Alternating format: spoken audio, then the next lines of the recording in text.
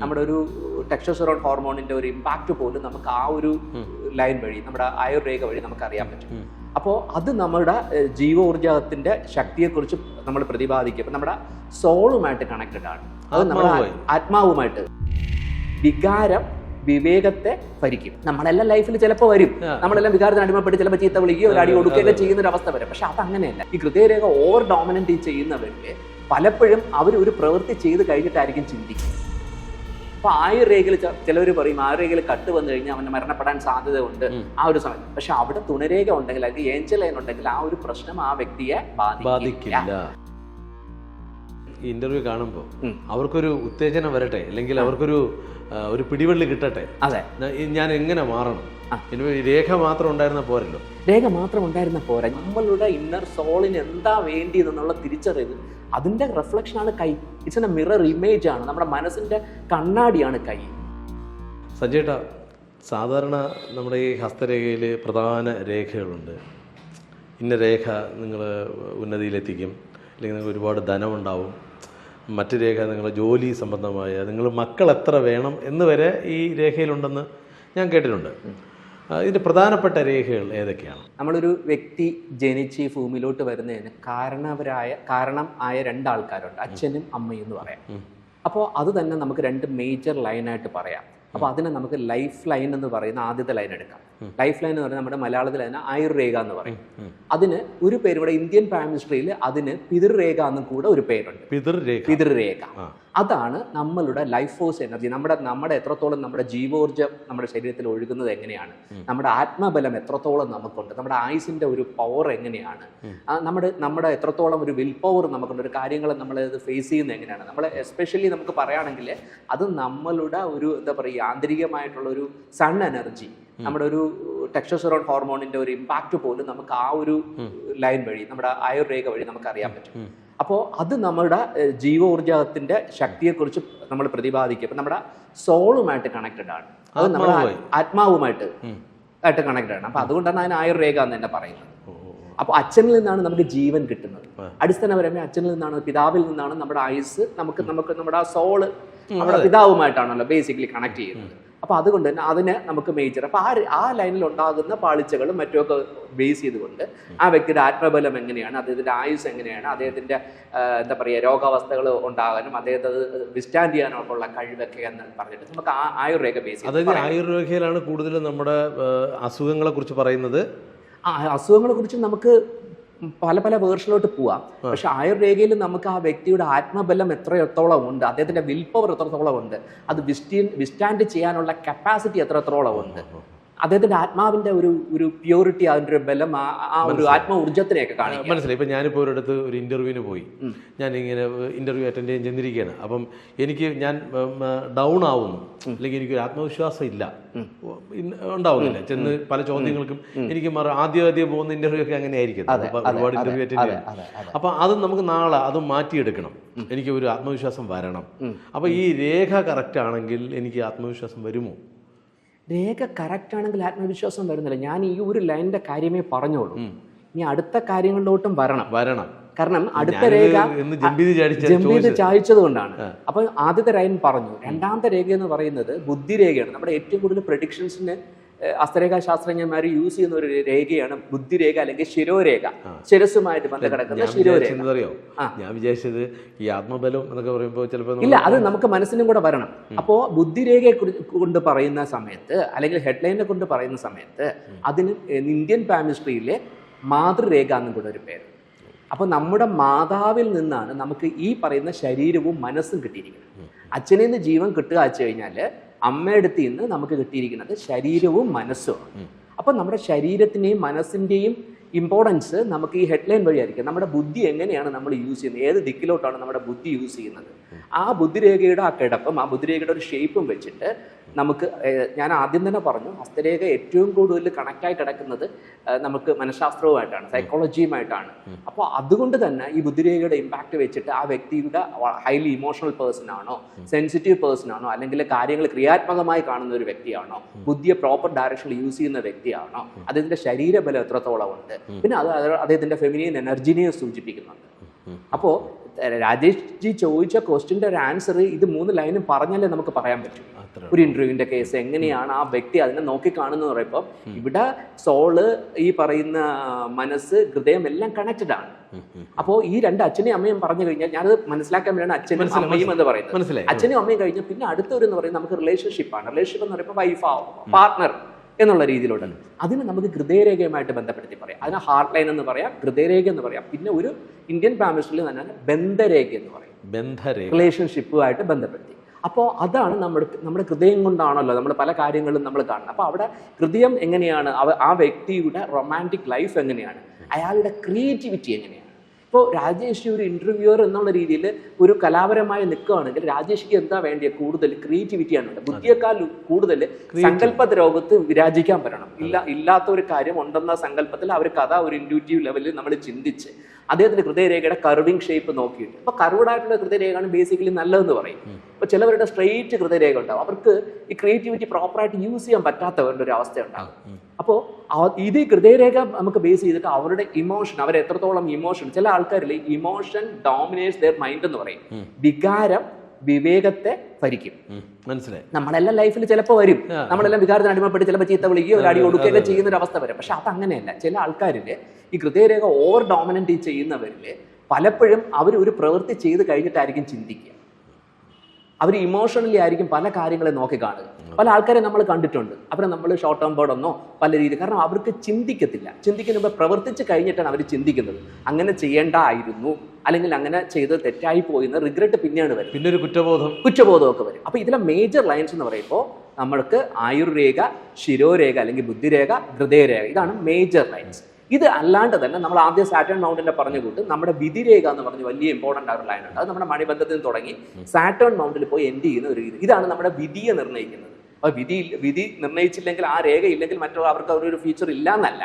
പക്ഷേ നമുക്ക് ആ ഒരു ലൈനിന്റെ ഒരു ക്ലാരിറ്റി ബേസ് ചെയ്ത് ഇത് അടുത്ത 3 ലൈൻസ് കഴിഞ്ഞാൽ അടുത്ത ഇമ്പോർട്ടൻസ് ഉള്ള ഒരു രേഖയായിട്ട് നമ്മൾ എപ്പോഴും പറയേണ്ടത് വിധിരേഖ തന്നെയാണ്.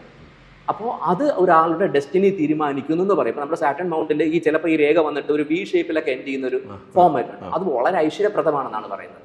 അവർക്ക് ഭയങ്കരമായ ഈശ്വര അധീനം ഉണ്ടെന്നും അവർക്ക് ദൈവത്തോട് അടുത്ത് നിൽക്കുന്നവരാണ്. അവരെപ്പോഴും വിധിയിൽ വിശ്വസിക്കുന്നവരായിരിക്കും. അവരെല്ലാം തന്നെ വളഞ്ഞ വഴിക്ക് പോകാൻ ആഗ്രഹിക്കുന്നവരല്ല, നേരായ വഴിക്ക് സ്ട്രെയിറ്റ് ആ പോകുക. നമ്മൾ ആദ്യം സാറ്റേണിന്റെ കേസ് പറഞ്ഞുകൂട്ട് തന്നെ അവർ നേരായ മാർഗം, കർമ്മമാർഗം അവർ ശരിക്കും ഓണസ്റ്റ് ആയിട്ട് സത്യസന്ധമായും ചെയ്യുന്നതായിട്ട് കാണിക്കുന്നു. പിന്നെ അടുത്തൊരു ഈ 4ാമത്തെ ലൈൻ നമ്മളിപ്പോൾ പറഞ്ഞു, വിധിരേഖ പറഞ്ഞു. അതോടൊപ്പം തന്നെ സൂര്യരേഖ എന്ന് പറയുന്നത്, ധനരേഖ എന്ന് പറഞ്ഞ രേഖ, അത് നമ്മുടെ സൂര്യവെല്ലിന് താഴെ കാണുന്ന ഒരു ലൈനാണ്. അത് നമുക്ക് ഇൻറ്റ്യൂറ്റീവ് പവർ, നമ്മുടെ കണ്ണിന്റെ ഇതൊക്കെ നമ്മുടെ സൂര്യനുമായിട്ട് ബന്ധപ്പെടുത്തി നമ്മുടെ സമ്പത്തിനെ കാണിക്കുന്നതാണ്. നമ്മൾ എത്രത്തോളം ധനവാനാകാനുള്ള സാധ്യതയുണ്ട്, നമുക്ക് ഗ്രേസ് ഓഫ് ഗോഡ്, ദൈവാധീനം എത്രത്തോളം നമുക്കുണ്ട്, ഇത്യാദി കാര്യങ്ങളും നമുക്ക് ഈ സൺലൈനിന്റെ പ്രസൻസ് ഓഫ് സൺലൈൻ ഒരാളെ കയ്യിൽ കണ്ടാൽ തന്നെയും അയാൾക്കൊരു ഭാഗ്യവാനായിട്ട് നമുക്ക് പറയാം. പിന്നെ നമ്മുടെ ആയുർരേഖ സമാന്തരമായ ഒരു രേഖ വരുന്നുണ്ട്. അതിന് നമ്മൾക്ക് നമ്മുടെ ഇപ്പോൾ മോഡേൺ ഫാമിലീസ് തന്നെ ഏഞ്ചൽ ലൈൻ എന്ന് പറയും. ഏഞ്ചൽ ലൈൻ എന്ന് പറഞ്ഞാൽ ഇപ്പോൾ ഒരു വലിയൊരു സംഭവമായിട്ടാണ് ആൾക്കാർ അതിനെ പറയുന്നത്. പക്ഷേ ഏഞ്ചൽ ലൈന് നമ്മുടെ ഈ ഇന്ത്യൻ ഫാമിലിയിൽ തുണരേഖ അല്ലെങ്കിൽ സപ്പോർട്ട് ലൈൻ എന്ന് പറയും, തുണരേഖ എന്ന് പറയും. അപ്പോൾ ആയുർരേഖയിൽ ചിലവർ പറയും ആയുർരേഖയിൽ കട്ട് വന്നു കഴിഞ്ഞാൽ അവന് മരണപ്പെടാൻ സാധ്യതയുണ്ട് ആ ഒരു സമയം. പക്ഷെ അവിടെ തുണരേഖ ഉണ്ടെങ്കിൽ അല്ലെങ്കിൽ ഏഞ്ചൽ ലൈൻ ഉണ്ടെങ്കിൽ ആ ഒരു പ്രശ്നം ആ വ്യക്തിയെ ബാധിക്കില്ല. അദ്ദേഹത്തിന് ദൈവത്തിന്റെ ചിലപ്പോൾ കുടുംബദേവതയുടെ അനുഗ്രഹമായിരിക്കാം, അല്ലെങ്കിൽ അദ്ദേഹത്തിന്റെ ഫോർഫാദേഴ്സ് ചെയ്ത സുഹൃതം കൊണ്ടായിരിക്കാം ഈ തുണരേഖ വരുന്നത്. അപ്പൊ ഈ തുണരേഖയ്ക്ക് ഇപ്പൊ മോഡേൺ ലെവലിൽ ഇപ്പോൾ ഹീലേഴ്സ് മറ്റുമൊക്കെ പറയുന്ന ഒരു സംഭവം ഏഞ്ചലിന്റെ കൂടെ ഉണ്ട്, ഏഞ്ചലിന്റെ ഹെൽപ്പ് ഉണ്ട് എന്നൊക്കെ പറയുന്നുണ്ട്. അപ്പൊ നമുക്ക് എന്ത് പേര് വിളിച്ചാലും നമുക്കൊരു അത്യാവശ്യ സന്ദർഭത്തിൽ നമുക്കൊരു ബ്ലെസ്സിങ് അല്ലെങ്കിൽ നമുക്കൊരു പ്രൊട്ടക്ഷൻ കിട്ടുന്നത് ഏത് പേര് വിളിച്ചാലും ആ സമയത്ത് നമുക്ക് കിട്ടുന്ന സഹായമല്ലേ. അപ്പൊ അതിനെ നമുക്ക് എന്തും വിളിച്ചോട്ടെ, ഏഞ്ചൽ എന്ന് വിളിക്കാം, സപ്പോർട്ട് ലൈൻ എന്ന് വിളിക്കാം, ദൈവാധീനം എന്ന് വിളിക്കാം, എന്ത് തന്നെ ആയാലും. അപ്പൊ ഇത്രയാണ് ഒരു മേജർ ലൈൻ. ഇനി അല്ലാണ്ട് ഈ ലൈൻസിനെ കുറിച്ച് പറഞ്ഞാൽ 360 1000-ഓളം ലൈൻസ്, പ്രത്യേക ലൈൻസ് നമ്മുടെ കൈക്കകത്തുണ്ട്. ഞാൻ ആദ്യം ചോദിച്ച ചോദ്യത്തിലോട്ട് എൻ്റെ ഒരു എടുത്തുചാട്ടം എന്നുള്ള രീതിയിലുള്ള ചോദ്യം വരുന്നത്. കാര്യം ഒരു ഇന്റർവ്യൂവിന് പോകുമ്പോൾ ഉണ്ടാവുന്നത് നമുക്കിപ്പോൾ ഒരു കോൺഫിഡൻസ്, നേരത്തെ എനിക്ക് കേട്ടപ്പോൾ തോന്നിയതാണ്, നമുക്കൊരു കോൺഫിഡൻസ് ലെവൽ കൂട്ടുന്ന രേഖകളുണ്ട് അല്ലേ? അതെ അതെ അതെ. അപ്പൊ ആ പറഞ്ഞ രേഖയാണോ? അല്ല, ഈ ഇന്റർവ്യൂ പോകുമ്പോൾ നമ്മുടെ കോൺഫിഡൻസ് എന്ന് പറയുന്നത് നമ്മുടെ അവിടെ നമുക്ക് അതിനെ കുറച്ചും കൂടെ ആ ക്വസ്റ്റ്യൻ എനിക്കൊന്ന് ക്ലാരിഫൈ ചെയ്യാൻ വേണ്ടിയിട്ട് ഞാൻ പറയാം. നമുക്ക് ഒരു 4 ലെവലിലാണ് ഞാൻ അതിനെ നോക്കിക്കാണുന്നത്. ഫസ്റ്റ് എന്ന് പറയുന്നത് നമുക്ക് ഒരു വ്യക്തി എന്ന് പറയുമ്പോൾ നമ്മുടെ എന്താ പറയുക ബോഡി നമ്മൾ അനുഭവിക്കുന്നത് പ്ലഷർ എന്ന് പറഞ്ഞ ഒരു സാധനമാണ്. അത് നമുക്ക് ഫീൽ ചെയ്യുന്നത് നമ്മുടെ ബോഡിയിലാണ്. ഇപ്പൊ നമുക്കൊരു എക്സാമ്പിൾ പറഞ്ഞു വെച്ച് കഴിഞ്ഞാൽ, ഇപ്പൊ രാജേഷ് ഒരു ചോക്ലേറ്റ് കഴിക്കുന്നു. ആ ചോക്ലേറ്റ് കഴിച്ച് അത് നാക്കിലൂടെ ഇവിടെ പോയിട്ട് അങ്ങ് താഴോട്ട് പോകുന്നവരേക്കും നമുക്കൊരു ടേസ്റ്റ് ഫീൽ ചെയ്യുന്നു. അത് അനുഭവിക്കുന്നത് ശരീരമാണ്. ബോഡി അനുഭവിക്കുന്ന ഒരു ഫീലിങ്ങിനാണ് നമ്മൾ പ്ലഷർ എന്ന് പറയുന്നത്. ഇനി രണ്ടാമത്തെ ഒരു ഫീലിലോട്ട് നമ്മൾ പോകുന്നതെന്ന് വെച്ച് കഴിഞ്ഞാൽ ഹാപ്പിനെസ് എന്ന് പറയും. ഈ ഹാപ്പിനെസ് ഇപ്പൊ രാജേഷ് ജിക്ക് ഇപ്പോൾ ഒരു കാറ് മേടിക്കാൻ വേണ്ടി ഒരു പുതിയ കാറ് മേടിച്ചു. ആ കാറിന്റെ ഒരു ഫീലില് അതിനെ ഡെയിലി തുടയ്ക്കുന്നു, അതിനെ ക്ലീൻ ചെയ്യുന്നു. അങ്ങനെ ഒരു ആന്തരികമായ ഒരു സന്തോഷം ഒരു മാസം 2 മാസം നീണ്ടു നിൽക്കുന്ന ഒരു ഫീൽ നമ്മുടെ മനസ്സിലോട്ട് എത്തുന്നതാണ് ഈ ഒരു ഹാപ്പിനെസ് എന്ന് പറയുന്നത്. ഇനി അടുത്ത ഒരു ലെവൽ എന്ന് പറഞ്ഞാൽ രാജേഷ് ജി എന്ന് പറയുന്ന ഒരു വ്യക്തി, രാജേഷിന്റെ സഹപ്രവർത്തകന്റെ ഒരു കുട്ടിക്ക് ഒരു ഹാർട്ട് സർജറിക്ക് വേണ്ടി രാജേഷ് ജി ഇതുവരെയും ചേർത്ത് വെച്ച സേവിങ് എല്ലാം കൊടുത്ത് ആ കുട്ടിയുടെ ജീവൻ രക്ഷിക്കാൻ വേണ്ടിയിട്ട് രാജേഷ് ജി ഒരു വലിയൊരു കർമ്മം ചെയ്യുകയാണ്, ഒരു സഹാനുഭൂതിയുടെ ഫീലില്. അപ്പോൾ ആ കുടുംബം മൊത്തം രാജേഷ് എന്ന് പറയുന്ന വ്യക്തിയോട് ഭയങ്കരമായ ഒരു സ്നേഹവും കടപ്പാടും ഉണ്ടാവും. ആ സമയത്ത് നമ്മുടെ ഉള്ളിൽ ഒരു പ്രൈഡ് ഉണ്ടാവും, അഭിമാനം അത് നമ്മളെ ഉള്ളിൽ ഉണ്ടാകുമ്പോൾ നമുക്ക് കിട്ടുന്ന ഒരു ജോയ്. അത് അനുഭവിക്കുന്ന ആരെന്നറിയാമോ? ഹൃദയമാണ്. അവിടെ മനസ്സില്ല, അവിടെ ലോജിക്ക് ഒന്നുമില്ല. ആ ഒരു സമയത്ത് ഹെൽപ്പ് ചെയ്യുക. നമ്മുടെ ഒരു വെള്ളത്തിൽ കിടക്കുമ്പോൾ കൈതരുന്ന വ്യക്തി ഇനി ഏത് മതത്തിൽപ്പെട്ടോ ഏത് ജാതിയിൽപ്പെട്ടോ ഒന്നും ഇല്ലല്ലോ. അത് ദൈവം തന്നെയാണ്, അത് ആര് തന്നെയായാലും ഈശ്വരൻ തന്നെയാണ്. ആ ഒരു ഫീൽ രാജേഷിക്ക് ഉണ്ടാവും. ഇനി ഇതുക്കും മേലെ ഉള്ളൊരു സംഭവമാണ് ബ്ലിസ് എന്ന് പറയുന്നത്. അത് തിരിച്ചറിയുന്നത് ആത്മാവാണ്. അതാണ് അത്യധികമായ പരമാനന്ദം. ആ ലെവലോട്ട്. അപ്പൊ ഈ ഒരു ലെവലിൽ ഈ കൈകളിലെ ലൈൻ വെച്ച് തന്നെ നമുക്ക് ഇതിനെ ഒന്ന് കാറ്റഗറൈസ് ചെയ്യാം. ഇപ്പൊ ഇത് സോളുമായിട്ട് ആയുർവേദ സോളുമായിട്ട് കണക്ട് ചെയ്യുന്നത് നമുക്ക് കർമാസായിട്ടും ഒക്കെ കണക്ട് ചെയ്ത് കിടക്കുമ്പോൾ നമ്മുടെ മൈൻഡിനെ റെപ്രസെന്റ് ചെയ്യുന്ന ഹെഡ്ലൈൻ ആണെങ്കിൽ ഹൃദയത്തെ റെപ്രസെന്റ് ചെയ്യുന്നത് ഹൃദയരേഖയാണ്. അപ്പോൾ ഇതിന്റെ ഓവറോൾ കോമ്പിനേഷൻ വന്ന് ഇതിന്റെ ഒരു ബാലൻസിങ് സ്റ്റേറ്റിലാണ് നമ്മൾ ആ പറയുന്ന ബ്ലിസ്ഫുൾ സ്റ്റേറ്റിലോട്ട് പോകേണ്ടത്. ഇപ്പോൾ രാജേഷ് ജി ചോദിച്ച ക്വസ്റ്റ്യൻ നമ്മുടെ ഇന്റർവ്യൂവിൽ നമ്മൾക്ക് അദ്ദേഹത്തിന്റെ ഹെഡ്ലൈൻ്റെ ഷേപ്പ് പ്രാക്ടിക്കലായിട്ട് അദ്ദേഹത്തിന്റെ ഹെഡ്ലൈൻ സാധാരണ ചെറുപ്പക്കാര് ഈ ഇന്റർവ്യൂ കാണുമ്പോൾ അവർക്കൊരു ഉത്തേജനം വരട്ടെ, അല്ലെങ്കിൽ അവർക്കൊരു പിടിവള്ളി കിട്ടട്ടെ, ഞാൻ എങ്ങനെ മാറണം, രേഖ മാത്രം ഉണ്ടായിരുന്ന പോരല്ലോ. രേഖ മാത്രം ഉണ്ടായിരുന്ന പോരാ. അതുകൊണ്ടാണ് നമ്മുടെ ഇച്ഛാശക്തി എന്ന് പറയുന്നത്. ആദ്യം നമ്മുടെ വീക്ക്നെസ് എന്താണെന്ന് നമ്മൾ സ്വയം മനസ്സിലാക്കാൻ, സ്വന്തം കൈ നോക്കിക്കൊണ്ട് തന്നെ അവരുടെ സ്പെസിഫിക് ഞാൻ മനസ്സും ഹെഡ്ലൈനുമായിട്ട് ഭയങ്കര റിലേറ്റഡ് ആണെന്ന് പറയും. അപ്പോൾ ഹെഡ്ലൈൻ വളരെ ചരിഞ്ഞ് ക്രിയേറ്റീവായിട്ട് മൂൺ മൗണ്ടിലോട്ട് പോകുന്ന ഒരു സിറ്റുവേഷൻ ഉണ്ടെങ്കിൽ അവർ ഭയങ്കര ഇമോഷണലി ഇമ്പാക്ട് ഉള്ള വ്യക്തിയായിരിക്കും. അപ്പോൾ അവർ ഇമോഷണലി ഒരു അഡിക്ഷൻ അവർക്ക് ഉണ്ടെന്നൊരു സ്വയം തിരിച്ചറിവ് വന്നു കഴിഞ്ഞാൽ അതിനെ വിസ്റ്റാൻഡ് ചെയ്യാൻ വേണ്ടിയിട്ട് അവർക്ക് എന്തെങ്കിലും പ്രാക്ടീസ് ചെയ്യാം. ഡയറ്റ് ആണെങ്കിലും മെഡിറ്റേഷൻ ആണെങ്കിലും അവർക്ക് അതിനനുസരിച്ചുള്ള ബ്രീത്തിങ് എക്സസൈസ് എന്തെങ്കിലും ചെയ്ത് കഴിഞ്ഞാൽ അവർക്ക് അതിൽ നിന്ന് ഓവർകം ചെയ്യാൻ പറ്റും. നമ്മളുടെ സ്ട്രെങ്ത്തിനെക്കാളും എൻ്റെ ഒരു അണ്ടർസ്റ്റാൻഡിങ്, നമ്മുടെ സ്ട്രെങ്ത് നമ്മൾ തിരിച്ചറിയുന്നതിനേക്കാളും നമ്മളുടെ വീക്ക്നെസ് നമ്മൾ അറിഞ്ഞു കഴിഞ്ഞാൽ തീർച്ചയായിട്ടും നമുക്ക് അത് ഓവർകം ചെയ്യാം. അപ്പം ഇതേപോലെ ഇന്റർവ്യൂ എന്നുള്ളത് ഒരു എക്സാമ്പിൾ മാത്രം.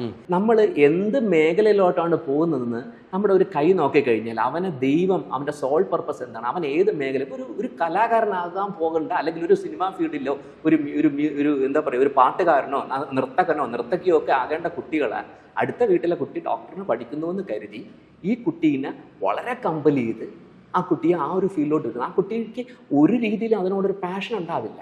നമ്മളെപ്പോഴും അറിയോ, രാജേഷ് ജി ഇപ്പോൾ ഒരു പ്രൊഫഷൻ ചെയ്യാന്ന് വെച്ച് കഴിഞ്ഞാൽ രാജേഷ് ജി അതിനകത്ത് ഫുള്ളി എൻജോയ് ചെയ്യുകയാണെങ്കിൽ മാത്രമേ അത് രാജേഷിൻ്റെ പ്രൊഫഷൻ ആകുന്നുള്ളൂ. രാജേഷ് ജി ഒരു വർക്ക് ചെയ്യുമ്പോൾ രാജേഷ് എന്ന് പറയുന്ന വ്യക്തിക്ക് അവിടെ ടയർഡ്നെസ് ആണ് ഫീൽ ചെയ്യുന്നത്. അത് രാജേഷ് എന്ന് പറയുന്ന വ്യക്തിക്കുള്ള ജോബേ അല്ല. നമുക്ക് നമ്മുടെ പ്രൊഫഷനും പാഷനും ഒന്നാകണം. അപ്പോൾ നമ്മൾ സ്വയം തിരിച്ചറിവുകളുടെ നമുക്ക് ഇഷ്ടപ്പെടുന്ന, അപ്പം അങ്ങനെയുള്ള ആൾക്കാരെ നോക്കൂ.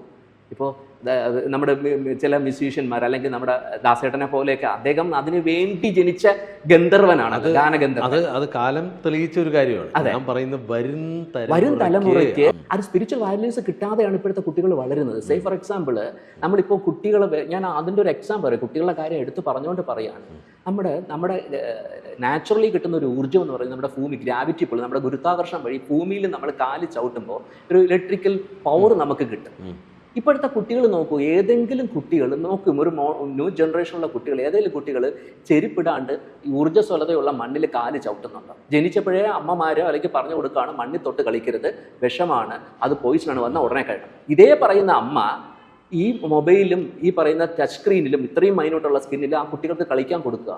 അപ്പോൾ അവിടുത്തെ സെൻസിറ്റീവ് സ്കിൻസ് എല്ലാം ഡാമേജ് ആകുകയും അവന് പ്രകൃതിയിൽ നിന്ന് കിട്ടേണ്ട ഊർജ്ജം കിട്ടാതെ വരും. അടുത്ത സ്റ്റേജിൽ അവർ ഷൂ ഇടുന്നു, അവർക്ക് സ്കൂളിൽ പോകുന്നത് ബസ്സിലാണ്, അവർക്കിത് കിട്ടുന്നില്ല. അപ്പോൾ ഇങ്ങനെ കുഞ്ഞിലെ തന്നെ അവർക്ക് ആ സ്പിരിച്വൽ വാല്യൂസ് കിട്ടുന്നില്ല, കിട്ടാതെയാണ് അവർ ബ്രോട്ടപ്പ് ചെയ്യുന്നത്. അതിൻ്റെ ഒരു നെഗറ്റിവിറ്റിയും ആ കുട്ടികളിലുണ്ട്. ആന്തരികമായി കുട്ടിക്ക് അവൻ്റെ സ്വയം ബുദ്ധിയെ ചിലപ്പോൾ യൂസ് ചെയ്യാൻ പറ്റാത്തൊരവസ്ഥയിൽ പോവുകയാണ്.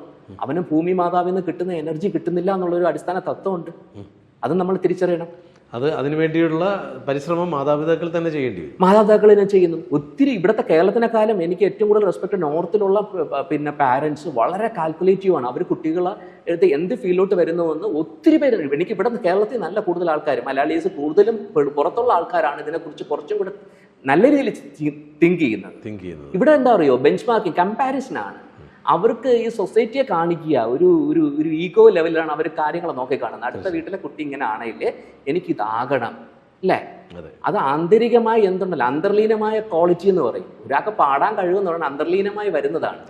അല്ലാണ്ട് നമ്മൾ മറ്റേ കുട്ടി പാടി ഈ കുട്ടിയും പാടാൻ പഠിക്കൂ എന്ന് പറയുന്നതിൽ ഒരു കാര്യമില്ല. അവൻ്റെ ഉള്ളിൽ നിന്ന് വരണം. അത് പ്രീവിയസ് ബർത്തുമായിട്ടും കണക്റ്റഡ് ആയിട്ട് കിടക്കുന്ന കാര്യമാണ്. അപ്പോൾ ഇത് നമുക്ക് ലൈനിലൂടെ നമുക്ക് ക്ലിയർ ആയിട്ട് അറിയാൻ പറ്റും. ഒരു ഹാൻഡ് റീഡ് ചെയ്യുമ്പോൾ നമുക്ക് അവനെ മൊത്തമായിട്ടുള്ള ഒരു അനലിറ്റിക്കൽ വേയിൽ നമുക്ക് പറഞ്ഞു കൊടുക്കാൻ പറ്റും. എന്തായാലും അങ്ങനെയുള്ള മാതാപിതാക്കൾ അങ്ങേ തേടി എത്തട്ടെ എന്ന് മാത്രം ഞാൻ ആവട്ടെ. അത് ഞാൻ ഉദ്ദേശിക്കുന്നത് പോലും ഇത് സ്വയം അവയർനെസ് ഉണ്ടാക്കുകയാണ്. എല്ലാവരും അവരുടെ കൈ നോക്കി പെടാതിരിക്കുകയും സ്വയം മനസ്സിലാക്കി അവനെ സ്വയം തിരിച്ചറിയുകയും നമ്മൾ ആന്തരികമായാണ് നോക്കേണ്ടത്. തീർച്ചയായും നമ്മളെല്ലാവരും ഇപ്പോഴും നോക്കുന്നത് പുറത്തോട്ടാണ്. അടുത്ത വീട്ടിൽ എന്ത് നടക്കുന്നു, അടുത്ത വീട്ടിൽ ആരെന്ത്, നമ്മളെ ശ്രദ്ധിക്കുന്നില്ല. നമ്മളുടെ ഇന്നർ സോളിന് എന്താ വേണ്ടിയതെന്നുള്ള തിരിച്ചറിവ്, അതിൻ്റെ റിഫ്ലക്ഷനാണ് കൈ. ഇറ്റ്സ് എ മിറർ ഇമേജ് ആണ്. നമ്മുടെ മനസ്സിന്റെ കണ്ണാടിയാണ് കൈ. അപ്പൊ അത്രയും നമുക്ക് കൈക്ക് ഇമ്പോർട്ടൻസ് ഉണ്ട് എന്നുള്ളൊരു വസ്തുത മാതാപിതാക്കൾ തിരിച്ചറിയട്ടെ. കുട്ടികൾക്ക് അവരുടെ ഫ്രീഡത്തിന് അവരുടെ പാഷനിലോട്ട് അവരെത്തട്ടെ.